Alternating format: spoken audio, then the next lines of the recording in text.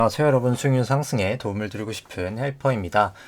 증시가 사실 2021년 11월 기준으로 미국 나스닥 100 기준으로 고점을 찍은 이후로 이제 작년 거의 한 10월 11월까지 거의 바닥을 찍고 나서 지금 꽤나 크게 반등을 한 상황입니다.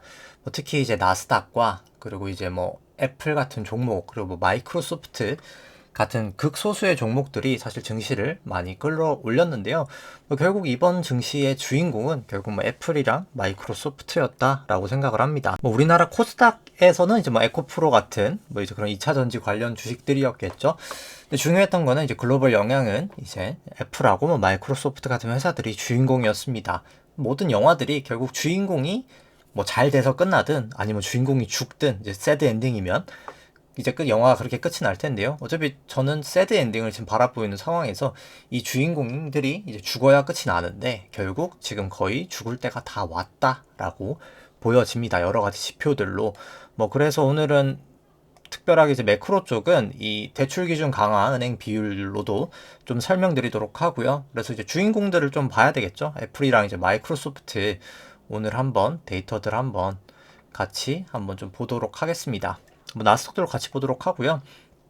그리고 좀 특별한 거라고 하면은 이제 요것도 같이 한번 보도록 하겠습니다. 그냥 요거 같은 경우에는 나중에 설명을 드리겠지만 그냥 높을 때 숏을 해야 되는 거고 낮을 때는 이제 롱을 해야 된다. 이제 그런 지표라고 볼 수 있고요.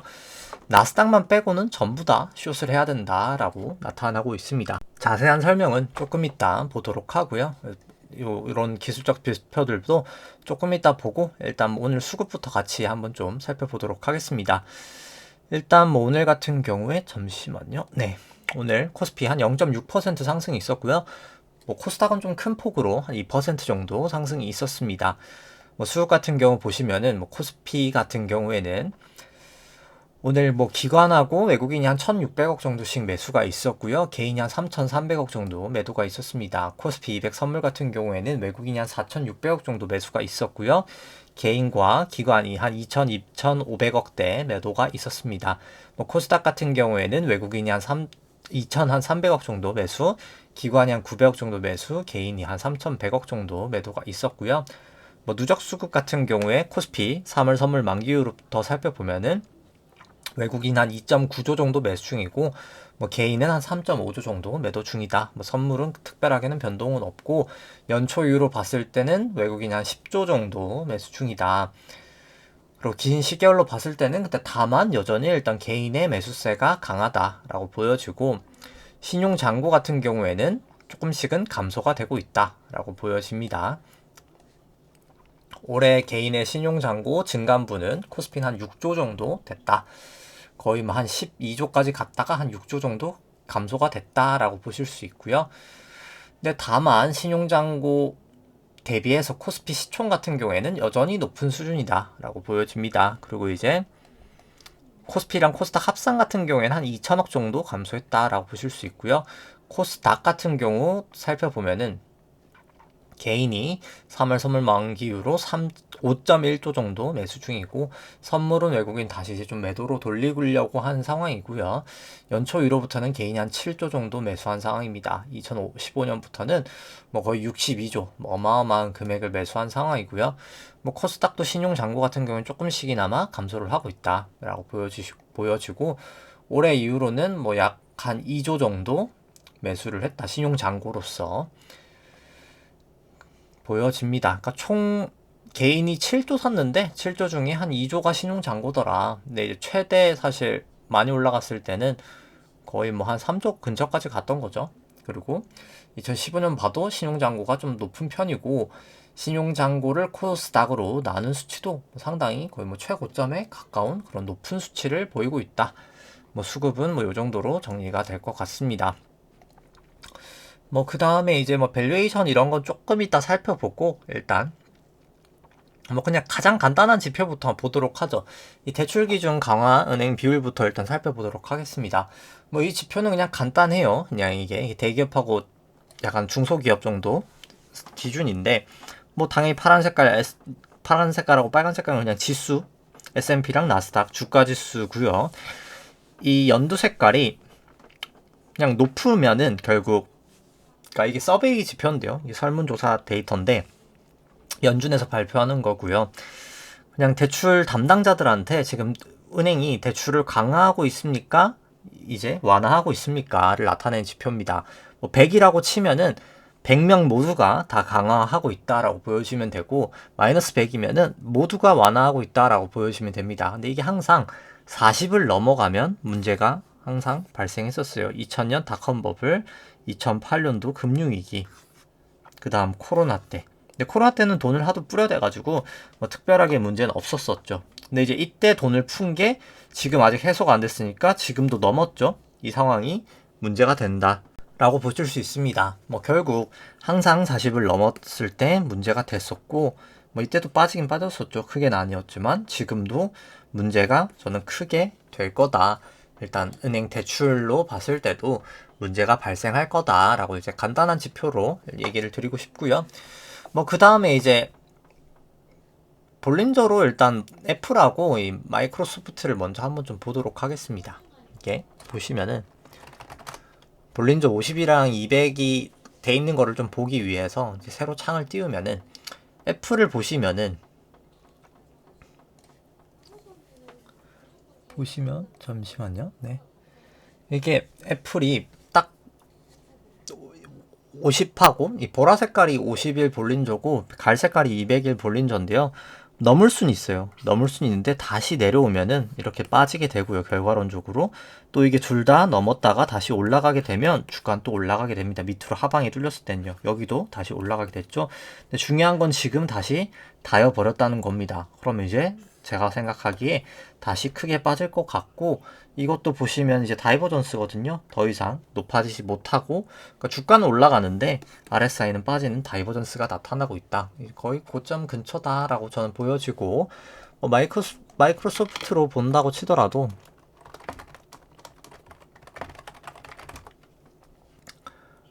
보시면은 뭐 비슷한 모양새입니다. 그러니까 마이크로소프트가 조금 더 강하기는 하고요. 마이크로소프트가 똑같이 50일, 200일 이렇게 넘었다가 다시 하회할 때 무너졌고요. 다시 이제 여기를 상회할 때 올라갔고, 다시 이제 내려갔다가 올라오는 이때 주가는 또 반등하게 됩니다. 결국 요것도 다시 200일을 이제 뚫리면 제가 봤을 때 무너질 거다라고 보여집니다. 이제 그래서 뭐 사실 거의 이제 주인공이 죽을 때가 된 것 같다. 이제 요걸 다시 이제 하회하면 200일 볼린저를 아마 죽을 것 같다. 50일은 이제 쳤다가 하회하고 있으니까 200일만 뚫리면 문제가 될 거다라고 보여지고요. 뭐 전반적인 그래서 이제 그냥 애플이랑 뭐 마이크로소프트 먼저 보도록 하죠. 그냥 전반적으로 봤을 때 보면은 뭐 여전히 추세는 강합니다. 계속 올라가기만 했으니까 이 볼린저 50만 언더를 하고 있는데요. 이 볼린저 50이 근데 사실 제일 중요하거든요. 이 지표가 결국 고점이라고 봤을 때 이미 이제 내려가고 있는 추세입니다. 이것도 보시면은 점점 이게 얘도 고점이 내려가고 있죠. 다이버전스 이 지표 자체로도 여기서도 다이버전스가 나타나고 결국엔 점점 내려가고 있는 추세다라고 보여지고, 볼린저 50 요 지표뿐만 아니라 볼린저 200을 봐도 내려오고 있는 추세다. 그리고 볼린저 밴드도 치고 내려오고 있는 추세다. 뭐 더 이상 여기서 이제 올라가기는 좀 어려워 보이는 밸류에이션까지 왔다. ATR을 본다 한들, 200일 이동평균선을 본다 한들, 여러 가지로 그렇게 보이고요. 마이크로소프트 같은 경우에도 결국 내려가고 있는 추세 당연히 이렇게 보여지고요. 주가는 올라갔는데 이제 점점 힘이 없어지는 거죠. 여기도 충분히 이제 많이 올라갔다가 내려가는 추세를 나타내고 있다. 뭐 둘 다 그렇게 보여집니다. 200이동 평균선 이격도도 뭐 상당히 높아진 상황이다 보여지고, ATR도 더 높이 올라가기 힘들 만큼 이미 높아졌다 라고 보여집니다. 그러니까 역축이니까 뭐 사실 변동성이 낮아지긴 한 거죠. 그래서 역축 기준으로 그냥 높아졌다, 뭐 이렇게 보실 수가 있습니다. 그 다음에 이제 기술적 지표들 데이터 보면은 나스닥은 여전히 강합니다. 120 같은 경우에도 여전히 롱 추세, 일봉 추세도 여전히 롱 추세, 일봉은 다 롱 추세. 근데 다만 S&P는 쇼 추세라는 거죠. S&P는 쇼 추세. 그래서 뭐 극소수 지금 종목들이 증시를 올리고 있다 이렇게 보여지고요. 그 다음에 이제 우리나라 쪽은 일단 일봉상으로는 뭐 코스피, 코스닥 전부 다 쇼 추세다. 지금은 뭐 120은 뭐 좀 오늘 올라서 살짝 되돌리긴 했지만 여전히 일봉 추세는 숏 추세다라고 보여집니다. 뭐 주봉은 사실 어느 나라나 아직까지는 다 약하고요. 다 강한 추세, 롱 추세라고 보여지고요. 그 다음에 이 기준이 뭔지 이제 설명을 드리면, 이 기준이 요 점수대로, 그러니까 맥스를 이제 60이라고 줬을 때 60이면 이제 숏을 60 가장 강력하게 해야 되고, 낮으면 이제 롱을 쳐야 되는 이제 그런 상황이라고 보시면 됩니다. 그러니까 결국 롱, 숏, 롱, 숏, 롱, 이제 숏, 여기 이 구간은 숏이죠. 숏을 치고, 그 다음에 올라갈 때 롱 치고, 그 다음에 여기서부터는 다시 이제 숏을 치고, 이제 그런 거라고 보시면 되겠죠. 여기 또 위에 있으니까 아직은 숏을 쳐야 되고, 밑에 있을 때 여기 롱 치고, 그러니까 0일 때 롱 치고 60일 때 숏 치고, 뭐 이렇게 보시면 되는데, 다른 나라 지수들은, 그러니까 코스피 200, 뭐 S&P, 뭐 코스닥 같은 경우는 다 숏을 쳐야 되는 건데, 나스닥만 여전히 아직까지 0이죠. 그러니까 결국 주인공은 아직은 살아있기는 합니다. 근데 이제 곧 죽을 것 같다. 다른 이제 조연들은 이미 다 죽었죠, 지금 이미. 이제 그런 상황이다라고 보시면 되고, 그냥 기준선이라고 봐도 이 빨간색이 기준선인데 파란색이 주가고, 유일하게 나스닥만 아직 역전이 안 돼 있더라. 나머지는 다 역전이 돼 버렸다. 나머지는 다 추세가 꺾였다라고 보여집니다. 뭐 나스닥 같은 경우에도 볼린저기 여기서 닿았었거든요. 닿고 결국에는 넘지 못하고, 실질적인 고점은 사실 여기였던 거예요. 여기는 이제 주가상으로는 고점이지만 실질적인 변동성 고점은 전 여기였다라고 보여주고요. 여기도 똑같이 이렇게 빠질 거라고 보여주고, 이게 보시면 이것도 쐐기 모양이 딱 나오거든요. 결국 빠진다. 이것도 추세의 힘이 점점 약해지고 있다 보여지고, S&P도 빠지고 있는 추세. 여기는 뭐 후행이랑 다 역전이 되어 있는 추세고요. 뭐 코스피 같은 경우에는 쐐기인 게 뭐 사실 더 명확하거든요. 이 비파가 완전 쐐기잖아요. 누가 봐도 이거는 지금 여기서부터 쐐기 파동을 명확하게 나타내주고 있다. 결국 주가는 올라갔지만 결국 계속 추세적으로는 빠질 것 같은 느낌이다. 그 다음에 이제 여기는 코스닥 150 같은 경우에는 강했습니다. 비파 반등이 상당히 강했고, 실제로 이 보조 지표로도 강한 게 나타납니다. 여기 다 쐐기를 쳤지만 여기는 결국 쐐기가 이제 깨지면서 이미 이제 무너지고 있는 상황. 다 후행스팬 역전되고, 뭐 전환선 기준선 역전되고, 다 이제 그렇게 된 상황이고요. 뭐 그 다음에 이제 국고채 같은 경우에는 일단 아직까지는 좀 숏 포지션이 더 유리한 상황이고, 미국채랑 뭐 우리나라 10년이 또 그렇고요. 애플이랑 마소도 아까 말씀드렸듯이 볼린저만이긴 한데 이제 시작으로 해서 추세가 다 뒤집혀질 것 같다. 그리고 이제 금이랑 WTI는 조금 숏에 더 가깝고, 달러는 롱 추세에 저는 더 가깝지 않나, 지금 보조지표는. 나머지 요 데이터들은 그냥 차트로만 보여드리고, 뭐 시간 관계상 뭐 설명은 생략하도록 하겠습니다. 그 다음에 뭐 밸류에이션 지표들 먼저 보도록 하죠. 밸류에이션 지표 보고 그 다음 차트들 좀 같이 한번 종목들이랑 보도록 하겠습니다. 지수 일단 밸류에이션 살펴보면은 뭐 코스피 안에 있는 기대 수익률을 국고채 10년 금리로 차감한 거를 이제 일드갭이라고 하고요. 뭐 나눈 걸 이제 패드 모델이라고 하는데, 요게 이제 저점을 친 게, 저점이 제일 고평가라고 보시면 되고요. 좀 내려오고 올라오고 있지만 뭐 사실 결국은 쭉쭉쭉쭉 올라갈 거라고 봅니다. 이게 주식이 빠지면서 쭉쭉쭉쭉 올라갈 거라고 보고요. 많이 올라가면 이제 그때 사야 되겠죠. 이제 패드 모델로 조금 고평가, 근데 여전히 사실 낮은 편이다. 고평가라고 보여주고, 긴 시결로 봐도 뭐 패드 모델이나 이제 LD갭이나 뭐 저는 고평가 영역이라고 봅니다. 뭐 코스닥도 뭐 마찬가지로 여전히 아직까지는 고평가 영역이라고 보고요. 한국이랑 미국 다 있는 것도 여전히 아직까지 저는 고평가 영역이다 라고 보여지고, 그 다음에 이제 패드 모델로 봤을 때는 조금 더 고평가 영역이지 않을까 라고 일단 보여집니다. 뭐 오늘은 뭐 시간 관계상 여기까지 하도록 하고요.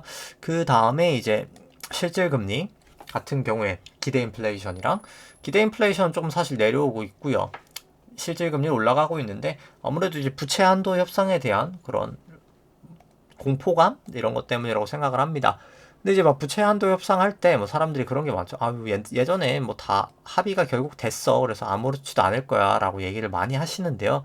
실제로 부채 한도 협상이 안 됐을 때 모양새가 이때거든요. 과연 정말 괜찮았는가, 데이터상 괜찮지 않았거든요. 이때가 부채 한도 협상 타결 안 됐을 때입니다. 이때 뭐 딱히 특별하게 뭐가도 없었는데 이렇게 급락을 하는 모습을 나타냈었고요. 이번에도 저는 좋지 않을 거라고 봅니다. 결과론적으로 사실 타결이 돼도 문제고 안 돼도 문제입니다. 제가 항상 말씀을 드리지만 타결이 되면은 이제 사실 부채 한도가 좀 많이 커지게 되면 어차피 인플레이션이 문제가 될 거고요. 안 풀면 안 풀어서 또 경기 침체가 나타날 겁니다. 이제 사실 어떻게 되든 좀 문제가 될 수밖에 없는 지금 시장 상황이다 라고 생각을 하고요. 뭐 그 다음에 이제 매크로 관련된 지표들 좀 살펴보면은 일단 뭐 전주 대비해서 잠시만요. 이제 지준하고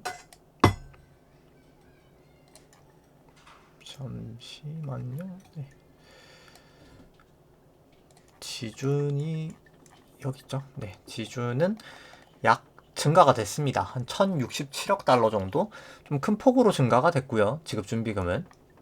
근데 총 자산은 뭐 사실 크게 움직이진 않았습니다. 한 10억 달러 정도 움직였는데 뭐 결국 뭐가 움직였는가라고 생각을 해봤을 때 여기 보시면은 일단 뭐 TGA는 좀 감소가 됐고 그 다음에 이제 RRP가 좀 감소가 됐다. 이제 그렇게 볼 수 있겠죠. 그러니까 지준이 많이 능가가 됐던 거는 아무래도 국고채 금리가 튀니까 이제 국고채 금리를 좀 산 게 많지 않은가. RRP에서 돈이 좀 빠져나가고 있다. 이렇게 보여지고요. 뭐 그리고 이제 상업은행 예대율 같은 경우가 이제 계속 올라가고 있는데 이게 뭐 사실 올라가도 문제 안 올라가도 문제입니다. 이제는 올라가면 인플레이션이 와서 문제고 안 올라가서 멈춰지면 아까 이제 대출 강화 기준 그걸 말씀드렸죠. 이제 그것처럼 이게 결국 돈이 많아도 돈이 돌지 못하면 문제가 생기는 거죠. 이제 그런 상황이 될 수 있는 상황이다라고 생각을 하시면 될 것 같습니다. 뭐 이래나 저래나 좀 문제인 상황이다라고 보여지고요. 뭐 나머지는 그냥 뭐 설명은 생략해도 될 것 같고, 그럼 뭐 PC 물가 항상 제가 보여드리는데 PC 물가 보시면은 이 코어 같은 경우 이게 지금 물가가 빠졌나? 라고 생각하실 수 있겠죠. 과연 이 코어 물가를 보면서 우리가 물가가 이 그냥 물가 말고 코어를 보면은 물가가 과연 빠졌다라고 볼 수 있을까? 크게 이제 그렇게 생각을 해보시면 될 것 같습니다. 지금 뭐 문제는 너무 많은 상황이다. 이제 그렇게 보시면 되고, 그리고 이제 항상 좀 문제가 되고 지금 걱정이 되는 거는 제가 봤을 때 중국이에요. 이게 M2-M1 이 통화 승수가 높을 때 문제가 나거든요. 이때 중국 증시 완전 급락을 했죠. 완전하게. 근데 지금은 그거보다 훨씬 더 높은 상황이기 때문에 이번에 제가 봤을 때 중국 쪽은 결국에는 엄청 문제가 될 것 같다. 이제 그렇게 보여집니다. 뭐 그 다음에 이제 바로 차트들 보도록 하죠. 뭐 여기 있는 종목들하고 다 같이 한번 살펴보면은 일단 뭐 코스피 먼저 살펴보도록 하겠습니다. 뭐 코스피도 그냥 뭐 코스피는 일봉만 보죠. 뭐 사실 코스피도 결국 여기서 이제 5파 고점을 치고 나서 A, B, C로 이제 엘리어트 파동상 하락을 하고 그 다음에 지금 B 반등이 갔던 거라고 생각을 하고요. 이 B 반등은 뭐 사실 채널링으로 해도 생각보다 좀 쉽게 잡힐 수가 있었습니다. 이렇게 저점하고 저점을 그어서 고점 위에다 올려놓으면 고점들이 딱딱딱딱 잘 받았죠. 딱딱딱. 그래서 여기가 고점이었구나. 이제 이렇게 해서 아마 A, B, C가 이렇게 끝이 난 것 같고요. 그 다음에 이제 전환선 뭐 기준선도 역전이 되고 이제 후행도 곧 역전이 될 상황입니다. 추세는 상당히 좋지 않은 상황이다. 이제 뭐 사실 이건 A, B, C라기보다 그냥 1, 2, 3, 4, 5라고 보는 게 더 맞긴 하겠죠. 정확하게는. 이제 그런 조정이 B파 조정이 이렇게 오고 그 다음에 이제 저는 C가 오지 않을까라는 생각이고요.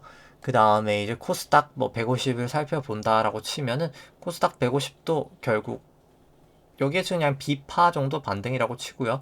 여기는 이제 A, B, C가 반등이 나오고 나서 여기서 지금 50일 뭐 기준선까지 한 전환선 좀 살짝 넘었지만 구름대를 넘지 못하고 결국 요 안에서 제가 봤을 때 다시 무너지리라 생각을 합니다. 여기까지가 아마 1, 2, 3의 1, 3의 2, 3의 3, 3의 4, 3의 5, 그 다음에 4, 5 해서 1이 아마 저는 끝날 거라고 생각을 합니다. 볼린저 한 3, 여기 RSI가 한 30 바닥 될 때 뭐 그때 아마 한 3 바닥 정도 나오지 않을까? 제가 봤을 때 그 정도로 보여지고요.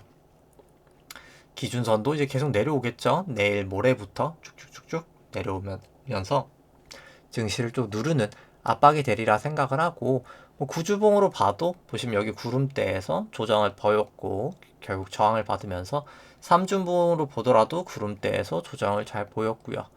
주봉을 보더라도 여기서 결국 여기 다 막혔죠. 여기서 막히면서 지금 여기 200일에서 좀 지지를 보이고 있지만 재차 이제 하락하면은 무너지리라 생각을 합니다. 그 다음에 이제 뭐 S&P 같은 경우도 뭐 긴 추세를 본다라고 치면은 뭐 정말 긴 거의 100년짜리 사이클에서 여기 5파 고점 치고 A파, B파, C파로 하락을 한 다음에 그 다음 여기가 1파, 2파, 1파, 2파, 3회 1, 3회 2, 3회 3, 3회 4, 3회 5로 고점 치고 3파에 여기가 A, 2, 3, 4, 5로 해서 쐐기로 B가 나오고 그러니까 4가 나오고 그 다음 5가 나오고 지금 여기가 A, B, C가 나올 거라고 봅니다. 결국 A 저점은 기준선까지였고 B 고점은 전환선까지였고 그 다음에 제가 봤을 때 여기 구름대까지 빠질 것 같아요. 제가 봤을 때 여기까지 조정이 요 구름대 상단이거나 하단이거나 둘 중 하나까지 조정이 나타나지 않을까라는 생각입니다. 그 다음 뭐 내려갔던 미세 파동을 보면은 결국 여기가 5파 고점이었고 그래서 A가 1, 2, 3, 4, 5로 해서 큰 A가 나오고 여기가 이제 B였다라고 보여집니다. 그래서 뭐 결국 여기가 이제 B 고점이었다라고 S&P는 볼 수 있겠죠. 뭐 그렇다고 치면 이제 뭐 오랜만에 이제 계산치를 보여드리면은 아마도 그게 이제 크게 1, 2, 3, 4, 5 아까 큰 파동이 다 해서 이제 C가 그렇게 되면은 1배 빠지면은 한 2900, 1.618배 빠지면 한 2100 정도 나온다 라고 보여집니다. 뭐 61만 빠지면 한 3400, 뭐 그 정도까지. 근데 뭐 이제 아까 보시면은 뭐 거의 뭐 한 요 정도 그래 빠지지 않을까. 요 라인 언젠가에서 저는 멈추리라 생각을 합니다. 나스닥 100 같은 경우도 뭐 긴 추세론 똑같고요. 그래서 뭐 그냥 짧은 추세론 여기가 1, 2, 3, 4, 5 여기가 큰 A 그 다음에 여기가 B 지금 B의 고점이고 만약에 이제 여기가 B의 고점이었다라고 치면은 나스닥 같은 경우에도 이렇게 다 계산이 되고 그럼 C가 한 7174 정도? 저는 아마 1배상으로 가면 뭐 요 정도 나오지 않을까 생각을 합니다. 그럼 한 어디쯤에서 멈출까요? 보시면은 여기도 뭐 똑같이 거의 여긴 뭐 구름대 거의 한 상단 근처쯤 되겠네요. 한 요 정도. 요 정도쯤에서 멈추지 않을까? 이렇게 하락을 하면서 저는 멈추지 않을까? 일단 뭐 그렇게 생각이 됩니다. 뭐 다우 같은 경우도 뭐 사실 여기 구름대에서 이제 받쳐주느냐 못 받쳐주느냐일 텐데 뭐 다 역전이 됐죠. 이제 구름대만 뚫리면 뭐 완전 이제 번지지 않을까 생각을 하고요. 뭐 그 다음에 이제 뭐 비트코인도 비슷한 움직임이지 않을까라는 생각입니다. 그래서 뭐 설명을 생략하도록 하고요. 그 다음에 이제 뭐 변동성 지표, 뭐 아까 빅스도 다 나왔었죠. 변동성 지표 설명드릴 때 생략하고 뭐 빅스도 생략하도록 하고요. 뭐 필라델피아도 여기 뭐 구름대에서 저는 막히고 뭐 결국은 빠지지 않을까 이제 그렇게 생각을 합니다. 뭐 니케이 같은 경우가 뭐 쭉쭉쭉쭉 올라가고 있는데 뭐 그래서 니케이가 이제 뭐 쭉쭉쭉쭉 갈 거냐라고 했을 때 뭐 사실 일단 여기를 넘는지 마는지가 제일 중요할 것 같고요. 저는 뭐 못 넘을 가능성이 더 높지 않을까? 그냥 B 정도지 않을까? 뭐 그렇게 보여주고 유로스톡스도 일단 전환선 기준선 역전되고 후행스팬 역전되고 사실 이제 기준선이 아니라 여기 50이라고 구름대만 깨면 되기 때문에 뭐 결국 여기도 여기 앞에 걸 넘지는 못했잖아요 지금. 넘었다면 얘기가 달랐을 텐데 넘지 못하고 빠지지 않을까 일단 뭐 그렇게 보여집니다. 항생도 이제 다 후행 역전되고 타역전됐죠. 뭐 좋지 않은 추세고요. 상해 종합도 뭐 타역전됐고 이제 구름대만 여기서 이제 뚫리면 여기도 번지가 되지 않을까 생각을 합니다. 뭐 달러 인덱스 같은 경우에는 여기 이제 구름대를 좀 넘겨줘야 될 것 같고요. 다시 이제 저는 좀 올라갈 수 있는 추세가 나타나지 않을까 생각을 합니다. 달러원도 마찬가지고요. 다 호전이 되고 200일도 뚫렸고요. 위로. WTI는 일단 다 역전이 돼 있어서 일단 뭐 지금 당장은 추세는 좋아 보이진 않고 뭐 금 같은 경우도 추세는 지금 또 조금 다 꺾였기 때문에 일단 여기 구름대에서 지지가 되는지 살펴봐야 되지 않을까. 그 다음에 국채 10년 같은 경우에는 뭐 저는 여기 구름대 못 넘고 결국 한번 무너지지 않을까 싶기는 합니다. 미국채 10년도 그렇고요. 그 다음 이제 뭐 개별 종목들 보시면은 키스콜딩스도 결국 여기 밑으로 빠져 있거든요. 일단 이렇게 추세가 좋지 않을 때 결국 조심을 하시는 게 맞을 것 같다. 그렇게 일단 생각이 됩니다. 뭐 저라면 일단 한번 정리를 하는 게 더 맞을 것 같고요. 다만 뭐 기대 수익률 같은 경우는 뭐 상당히 훌륭합니다. 기대 수익률은 훌륭한데 뭐 그럼에도 불구하고 좀 조심을 하시는 게 뭐 저는 맞지 않을까라는 생각이고요.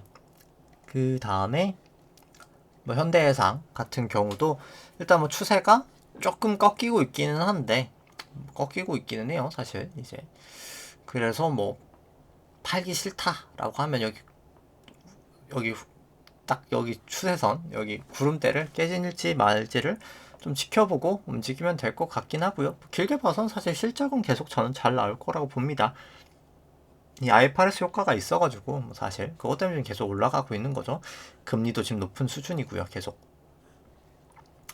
근데 일단 기대 수익률은 좀 많이 내려오긴 했는데 뭐 사실 그래도 높은 수준이긴 하고요. 근데 이제 또 금리를 감안하면 뭐 그렇게 엄청 좋은 기대 수익률은 뭐 사실 아니긴 합니다. 근데 상대적으로 다른 종목에 비해서는 낮다. 뭐 이제 그 정도라고 볼 수 있을 것 같고요. 우리금융 지주 같은 경우도 일단 뭐 구름대를 확실히 뚫기 전까지는 저는 좀 조심하시는 게 맞지 않을까 싶고, 상대 가치 평가로는 싼 건 쌉니다. 근데 이제 여기는 저는 뭐 좀 사실 지금 부동산 쪽은 계속 좀 걱정이긴 해요, 개인적으로 저는. 그래서 그 부분 때문에 조금 걸린다, 은행 쪽은. 이제 그 부분이 걸리긴 하고요. 삼성전자는 이제 전환선 기준선 붙어 있고, 여기서 이제 후행 스팬 내일 빠지면은 크게 안 빠지더라도 오르지만 못해도 역전이 될 겁니다. 그래서 여기도 이제 슬슬 추세가 꺾여간다. 우리나라의 어떻게 보면 대장이죠. 근데 주가가 올라간 대장은 아닌데 뭐 사실 이제 좀 그런 모습이고, 뭐 상대가 절대가치 평가로도 뭐 그렇게 밸류에이션 메리트가 크진 않고요. 상대가치 평가로 봐도 금리를 조정하면 뭐 별로다, 이제 그렇게 보여집니다. 하이닉스도 뭐 추세가 여기 모여 있다가 올라가서 뭐 아주 나쁘다라고 할 수는 없겠지만 뭐 결국 여기 후행스팬이 확실히 호전이 되지 않는다면 일단 좀 더 지켜봐야 될 것 같고, 여기도 뭐 그렇게 밸류에이션이 좋지는 않고, 그 다음에 이제 상대가치 평가로 봐도 금리를 감안하면 뭐 그렇게 좋은 밸류에이션은 아니다 생각이 됩니다. 현대차 같은 경우에도 보시면은 일단 추세가 나쁘진 않아요. 여기는 나쁘진 않은데 일단 여기도 똑같이 다이버전스긴 하고요. 보시면은 RSI가 점점 빠지고 있잖아요. 주가는 올라가는데 다이버전스기도 하고, 뭐 저는 좀 요 정도 그냥 먹었으면 이제 좋은, 그냥 이별을 해도 되지 않을까. 아니면 이제 기준선 뚫리면 뭐 매도하는 뭐 그런 방식으로, 뭐 저럼 이제 전환선 뚫리면 소폭, 뭐 이게 볼린저 타다가 무너지면 소폭, 전환선 깨지면 소폭, 기준선 깨지면 소폭, 요 정도 해서 매도를 해서 끝내지 않았을까 싶고요. 그 다음에 현대차는 뭐 림으로 봤을 때 뭐 살짝 밸류에이션 메리트가 살짝 있고, 그 다음에 이제 뭐 이 상대가치 평가로 봤을 때도 뭐 금리를 감안하면 뭐 그렇게 메리트는 없더라라고 보여집니다. LG화학 같은 경우에도 뭐 단기적인 반등이 잠깐은 있겠으나 빠진 게 크니까요. 뭐 결국에 저는 다시 빠지지 않을까. 요 정도 추세의 모양이면 일단 그렇게 보여지고, 구름대도 이제 슬슬 이탈할 모양새고요. 뭐 밸류에이션 자체도 저는 비싸다라고 보여지고, 그 다음에 상대가치 평가로 봐도 금리 감안하니까 비싸더라. 그 다음에 롯데케미칼 같은 경우에도 일단 다 모여 있어서 좀 중요 위치기는 하다. 여기서 이제 구름대를 돌파하느냐, 200일이 밑으로 뚫리느냐, 이제 그 정도의 상황이고요. 그 다음에 이제 뭐 밸류에이션도 그렇게 메리트는 없고, 그 다음 상대가치 평가로 봐도 뭐 그렇게 메리트는 없는 상황이다라고 보여집니다. 그 다음에 뭐 효성화학 같은 경우에는 일단 뭐 떨어지는 칼날 절대 잡을 필요 없고요. 매번 말씀을 드리지만은 일단 뭐 밸류에이션 싸다라고 나오지만 일단 지금 실적이 회복이 안 됐죠. 회복될 기미가 아직은 안 보이기 때문에 뭐 굳이 이럴 때는 회피하는 게 맞다. 뭐 계속 얘기를 드리고 싶고요.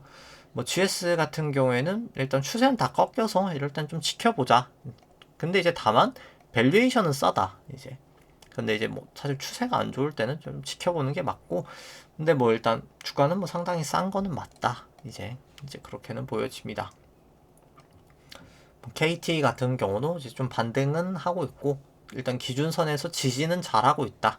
이제 그 정도로 보여지고, 여기도 일단 밸류에이션은 나쁘지 않다, 좋다. 상대가치 평가로 봐도 뭐 이 정도면 뭐 엄청 좋은 건 아닌데 뭐 엄청 나쁘지도 않은 이제 그 정도 밸류고요. DLENC 같은 경우는 일단 구름대도 다시 하회를 해서 여기 기준선에서 잘 또 지지가 되는지 좀 더 봐야 될 것 같고요. 다만 여기는 일단 밸류에이션은 상당히 저렴하긴 합니다. 여기도. 그 다음에 상대가치 평가로 봐도 뭐 저렴한 편이고요. 사실. 그 다음에 뭐 카카오 같은 경우도 올라가는 반등을 시도했지만 결국 이 두터운 구름대를 넘지 못하면 계속 하방 추세일 것 같고, 밸류에이션도 여전히 전 비싸다라고 보여지고, 상대가치 평가로 봐도 뭐 그렇게 메리트는 없어 보인다, 그렇게 보여집니다. 그 다음에 이제 네이버 같은 경우도 여기 구름대 일단 넘냐 마냐 좀 더 요건 지켜봐야 될 것 같고, 뭐 다만 내 절대가치 평가로는 좀 비싸다라고 보여지고요. 뭐 상대가치 평가로도 뭐 굳이 메리트는 없어 보인다, 그렇게 보여지고, 뭐 셀트리온도 뭐 추세가 아주 나쁘진 않지만 전환선 기준선 역전이긴 하죠, 여전히. 그래서 뭐 저는 200이 여기서 막히지 않을까, 이제 뭐 그렇게 가능성이 조금 더 높아 보이고, 일단 절대가치로도 뭐 그렇게 밸류에이션 메리트는 없고, 뭐 상대가치 평가로도 뭐 밸류에이션 메리트는 없다, 뭐 이제 그렇게 보여집니다. 그 다음에 삼성바이오로직스도 일단 뭐 굳이 구름대 밑에서 이런 추세에서, 그러니까 위든 밑이든 결국 튈 모양새인데 뭐 굳이 먼저 지금 건드릴 필요 없어 보이고요. 절대가치 평가로도 비싸다라고 생각이 되고, 상대가치 평가로도 비싸다라고 생각은 듭니다. 이제 뭐 굳이인 것 같고, NC소프트 같은 경우도 뭐 계속 빠지고 있죠. 여기 200일에서 저항받으면서 굳이 뭐 떨어지는 칼라를 잡을 필요 없다 생각은 들고, 여기도 밸류에이션은 비싸다라고 보여지고, 상대가치 평가로 봐도 뭐 그렇게 좋지 않아 보인다 보여지고요. 그 다음에 이제 포스코홀딩스 같은 경우도 200일에서 이제 지지가 되느냐, 여기 구름대랑 좀 지켜봐야 될 것 같고, 깨지면 뭐 바로 매도하시는 게 맞지 않을까 싶고요. 근데 다만 뭐 밸류에이션은 뭐 엄청 나쁘지는 않다, 이제 그렇게 보여지고, 상대가치 평가로도 근데 이제는 좀 밸류에이션 메리트가 좀 많이 떨어진 것 같기는 하다, 이제 그 정도로 볼 수 있겠죠. 그 다음에 이제 LG전자 살펴보면은, LG전자는 구름대를 뭐 위든 밑이든 어디로 뚫느냐의 문제인 것 같습니다. 이제 그러고 나서 움직이는 게 맞을 것 같고, 여기는 뭐 절대가치 평가로는 그렇게 뭐 엄청 매력적이진 못하고, 상대가치 평가로도 뭐 지금은 어정쩡한 밸류, 이제 그 정도라고 보여집니다. 그 다음에 이제 제일제당 같은 경우에도 여기 위냐 밑으로냐 어디로든 좀 뚫릴 것 같은데, 이제 뚫리고 나서 움직이는 게 맞을 것 같고, 뭐 절대가치 평가로는 조금 싼 편이고, 그 다음에 상대가치 평가로 봐도 뭐 그렇게 나빠 보이지는 않는 밸류에이션이다 라고는 보여집니다. 한국기업평가 같은 경우에도 일단 여기서 지지를 보이긴 했는데, 재차 여기가 지지가 될지 말지를 좀 지켜봐야 될 것 같고요. 그 다음에 이제 절대가치 평가로는 뭐 그렇게 메리트는 없고요. 상대가치 평가로도 그렇게 크게 메리트가 있지는 않다라고는 보여집니다. 그 다음에 이제 뭐 다올 같은 경우도 뭐 지금 뭐 CFD 이런 거 사건 엮여 있어서 뭐 사실 뭐 개인 투자자분이 사기도 하고 하지만, 뭐 굳이 그렇게 엮여 있는 거는 뭐 저는 그렇게 좋아 보이진 않고요.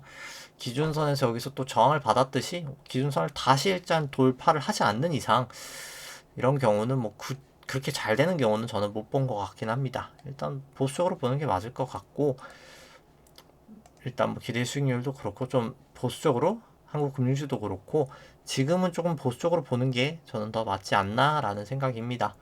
한국금융지주도 그렇고요. 한국금융지주도 그렇고, 뭐 애플은 아까 설명드렸다시피 결국 뭐 지금 여기서 이제 전환선 기준선 쭉쭉쭉쭉 뚫리면서 결국은 빠지지 않을까, 이제 그렇게 보여지고, 뭐 이렇게 RSI도 다이버전스가 나오고 있는 거죠, 지금.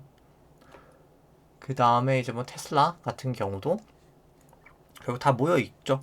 다 모여 있다가 결국은 하향 이탈되지 않을까라고 생각을 합니다. 그래서 뭐 여러 가지 뭐 그냥 매크로 데이터를 보더라도, 뭐 중국 쪽 데이터를 봐도 그렇고, 중국엔 돈이 없고, 뭐 미국 쪽은 아까 제가 보여드렸던 것처럼 지금 대출이 계속 강화가 되고 있더라. 이제 대출이 강화가 되고 있는데, 이제 그게 항상 40이 넘어가면 문제가 발생했는데, 뭐 지금도 그 40이 넘어가면서 문제가 발생될 상황이더라.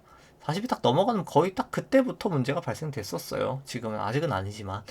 그래서 이때도 그렇고 뭐 지금 그냥 요 애플이나 마이크로소프트 차트를 봐도 이제 요게 볼린저 50을 이용한 지표로도 다 고점을 치고 빠지고 있는 추세를 나타내고 있고, 그리고 이제 요 기준 데이터들로 봐도 결국 나스닥 빼고는 다 이제 숏 추세를 나타내고 있기 때문에 결국 마지막 이 주인공이 이제 곧 죽겠죠. 뭐 사실 조연이 죽고 나서 뭐 얼마 있으면 주인공도 죽을 수밖에 없잖아요. 예를 들어 죽는 스토리라고 하면은.